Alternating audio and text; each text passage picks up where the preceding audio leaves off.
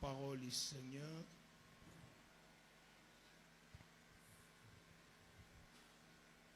Nous avons un passage important que nous aurons à lire ce soir. C'est dans 1 Chronique chapitre 4. 1 Chronique chapitre 4. Verset 9 à 10. 1 Chronique chapitre 4.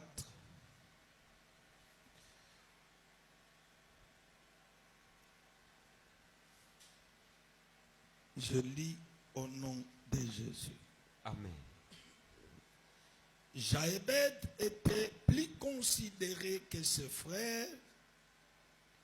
Sa mère lui donna le nom de Jaébed en disant: c'est parce que je l'ai enfanté avec douleur.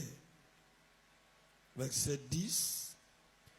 Jaébed invoqua le Dieu d'Israël en disant: si tu me bénis et que tu étendes mes limites, si ta main est avec moi, et si tu me préserves du malheur, en sorte que je ne sois pas dans la souffrance.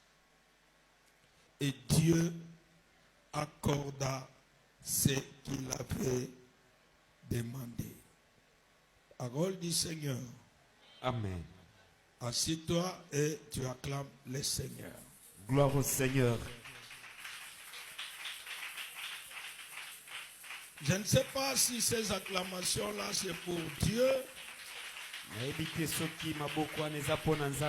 Est-ce qu'on peut le faire accompagner de cris de joie? C'est aussi une forme d'adoration. Amen. Amen.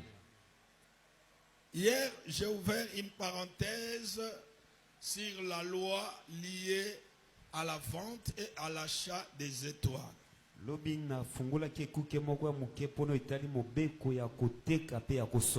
C'est quoi une étoile? Je n'avais pas eu le temps de vous révéler. C'est quoi exactement une étoile? L'étoile, naturellement parlant, c'est un astre. Un astre lumineux que Dieu a créé pour présider la nuit. N'est-ce pas? Mais prophétiquement parlant, l'étoile peut aussi représenter beaucoup de choses. L'étoile peut représenter le dessein de Dieu sur la vie d'une personne. L'étoile peut représenter la bénédiction de Dieu sur la vie d'une personne. L'étoile peut représenter une couronne que Dieu a placée sur la vie d'une personne qui détermine son avenir. L'étoile peut aussi représenter une gloire à venir.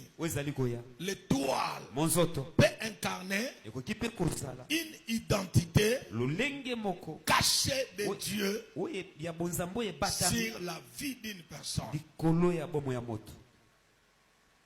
L'étoile peut aussi représenter une personne. Voilà pourquoi à la naissance déjà de Jésus, les mages venant de l'Orient, arrivés à Jérusalem, ils étaient perdus. Ils ont perdu des repères. babungaki eloko oyo bandaki Et kokamba il bango. voudrait se renseigner pour savoir d'où était partie cette étoile-là. Bongo bayebaki na koluka epa na bato mpo na koyeba bipai wapi monzoto wana ebimeli. Mais ici, on n'appelle pas ça étoile. On n'appelle pas ça ici étoile, mais on appelle ça roi. Awa bazobenga yango monzoto kaka te, bazobenga yango nkumu. On ne dit pas où est partie l'étoile que nous avons vue. Balobi te wapi bipai oyo monzoto tomona kekei. Mais ils disent où est né le roi. Balobi wapi bipai nino oyo nkumu abotami. Réfléchissez un peu. Tobazanana. Comment ils ont compris que celui-là qui est né est roi? Parce que les mages ici ne sont pas des chrétiens ni des pasteurs. Non. Ce sont des astrologues.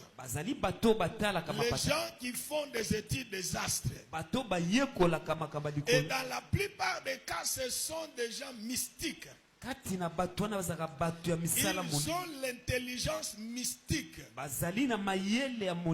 Ils savent lire le langage des étoiles. Je voudrais dire à quelqu'un ce soir, dans ton étoile, il y a une écriture. Amen. Amen.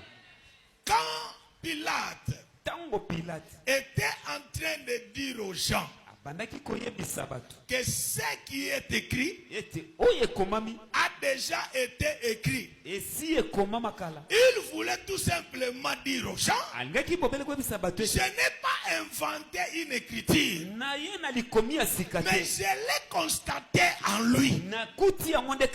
J'ai simplement reproduit ce que j'ai vu dans l'étoile de la personne.